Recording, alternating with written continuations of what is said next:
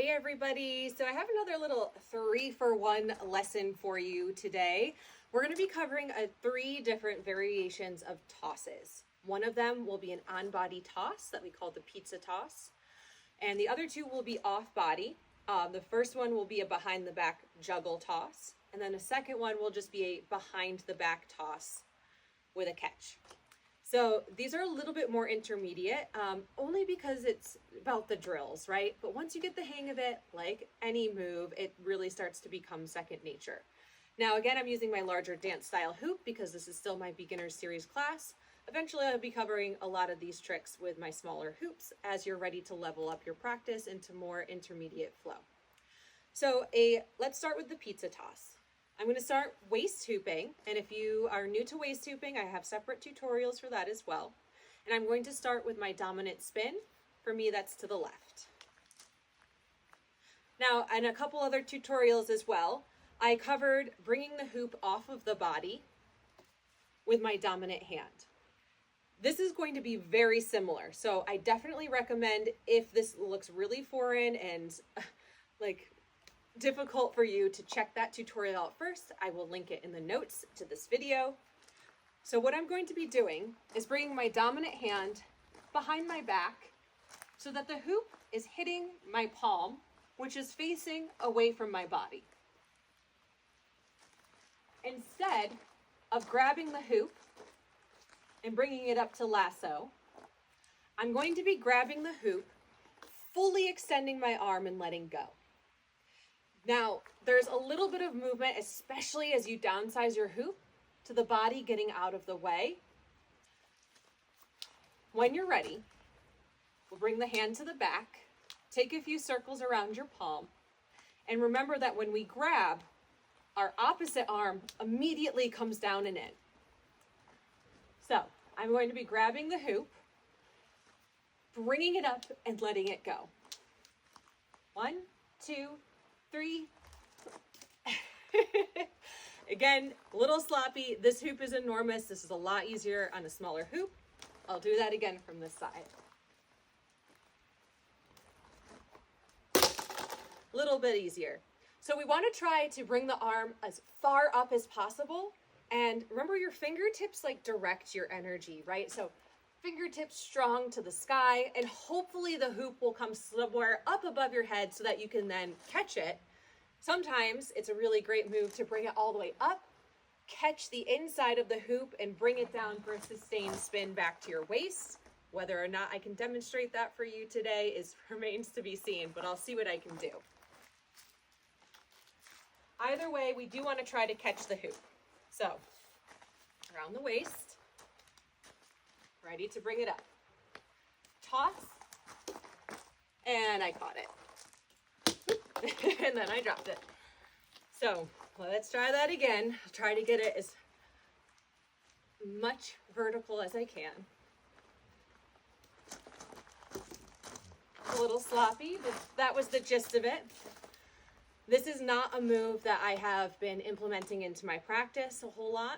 It is something I'm trying to bring in more because I think there's a lot of really great ways that you can move on from this. And it's a good way to also bring the hoop from on body to off body with a little bit of flair. So, as always, we'll try it from our non-dominant direction. This is going to be really sloppy for me, so it probably will be for you too. We'll go through it together. So, for me, my hoop is spinning to the right. I'm going to bring my hand, my left hand this time, behind the back, and get ready to bring my right arm in and flip the hoop up and off my body. Woo. My catch was not great, but that was actually a better toss.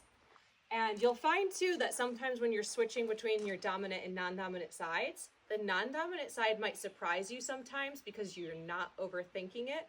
The body isn't prepared about what to do. The mind is kind of just telling it what should be happening. So sometimes it can actually end up being a lot easier on the non-dominant side, which is why hooping is a really great mental practice as well.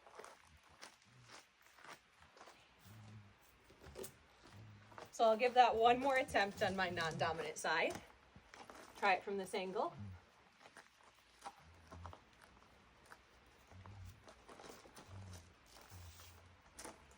All right, the pizza toss. There is a really great variation that some people can do from knee hooping. As you can see, I kind of did it from up to my legs, but that's something I personally am still working on. This is a lot easier with a big dance style hoop, bringing it from the legs up. And you'll notice that the smaller you go, the harder it's going to be to get that hoop cleanly off the body for the full toss.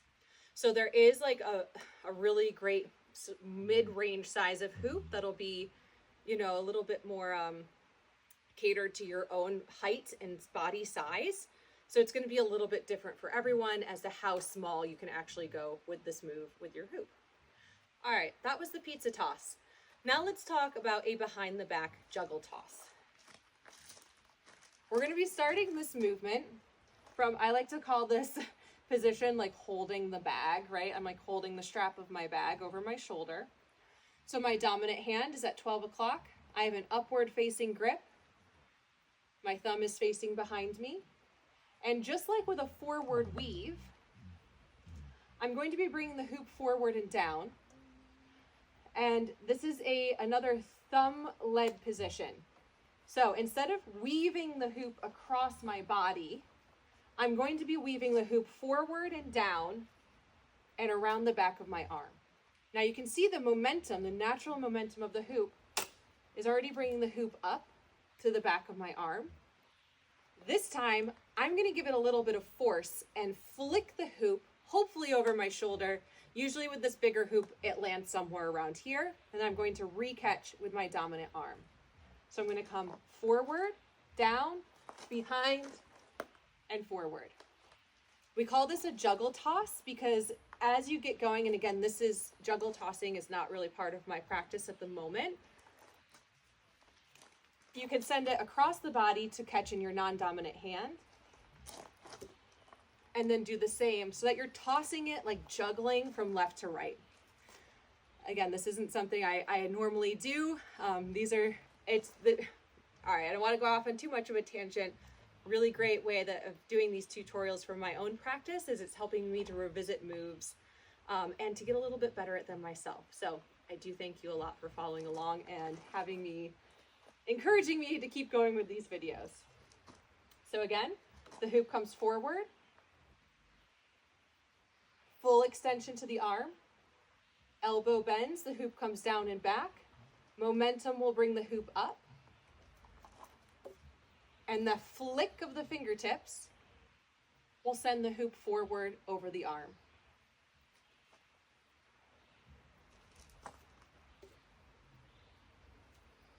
Again. So a great way to get into maybe that realm of juggle tossing is to try to catch with your non-dominant arm. Then you can always bring it back. Woo, to continue practice. So I'm glad that happened. The hoop hit the back of my upper arm, causing it to fall down over my body. So in order to kind of prevent or at least stop that from happening, when the hoop comes up and over, you got to try to tuck the elbow down and in as fast as you can. And this is why eventually it does become more natural to reach out with your non-dominant hand to grab the hoop. Now, directionality is important. Obviously, as you're learning this move, you're going to be sending the hoop probably just forward or, like I said, straight up. Sometimes there's a little sustained flick that we get up overhead here. But as you get more comfortable with the flick, try to send it across the body so that it comes at least in front of you, making it easier to grab with either arm. Because remember, we want our dominant arm tucked in tight, so it'll be a lot easier to grab the hoop here than it is out here where you can bump it with your upper arm. So I'm going to try that again on the left. Thank you, Tila. So again, I start in my holding the bag strap position. I send the hoop forward and down towards the back. So just getting used to that movement a couple times. I brought it up to hit the back of my upper arm. So now this time I'll fully let go. Woo! I didn't get my hand out in time. So it kind of created a cool little effect around my hand. Remember, there's no right or wrong way to hoop. There are just drills of tricks and the rest is just flow. So again, my non-dominant side is definitely not as strong. I sent it up to a sustained spin back here. I was still able to catch it in my hand. Oh, this is why we practice, folks. So too much momentum that time. I definitely need to practice personally on opening my hand on the left side and sending that flick to the fingers. I'm just not quite there with the muscle memory. So that is the behind the back juggle toss. Next move's a little bit more accessible, but it requires both hands. So this is a behind the back toss with a behind the back catch. So this time, kind of like a chest roll, I'm going to be sending the hoop up and behind me. That's not how we're going to be catching it. I just wanted you to see how the hoop is going to be moving behind my body. So instead of rolling the hoop up my arm, I have that same grip for a chest roll, but as the hoop comes up, I'm going to send a little flick behind me with my arm so that I can catch it with my non-dominant hand behind my back. So non-dominant hand will be at the ready, at the small of the back, palm facing away, hand open. I flick and catch. Now for me, when I was first learning this move, I was trying to do too much with my backhand. You gotta trust the circle magic, right? It will fall. Oops. Trust the magic, folks. It will essentially fall to your hand, and then you can just grab it. You're not trying to reach for it, right? That's kind of what I'm trying to say here. And grab. So it's definitely a timing thing.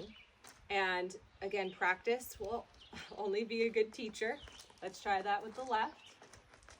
I'm going to be flicking it up and behind. So yeah, let's just start like I did on the other side. Flicking it up and behind. Now I'll bring in my dominant hand.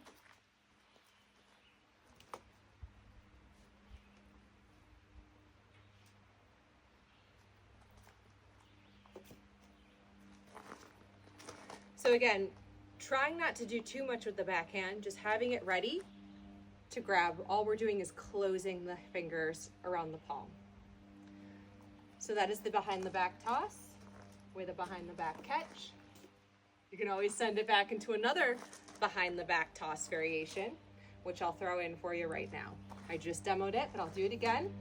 Behind the back toss, behind the back catch, and this hand will just flick the hoop forward, and I'll catch it again in my dominant hand. So back, catch, toss, catch. Behind, catch, toss, catch. A little sloppier, but you get the gist of it. All right, Hoopers, I hope that gives you something to go off of today, some new flair for your flow. Thanks for tuning in, and I'll catch you all next time.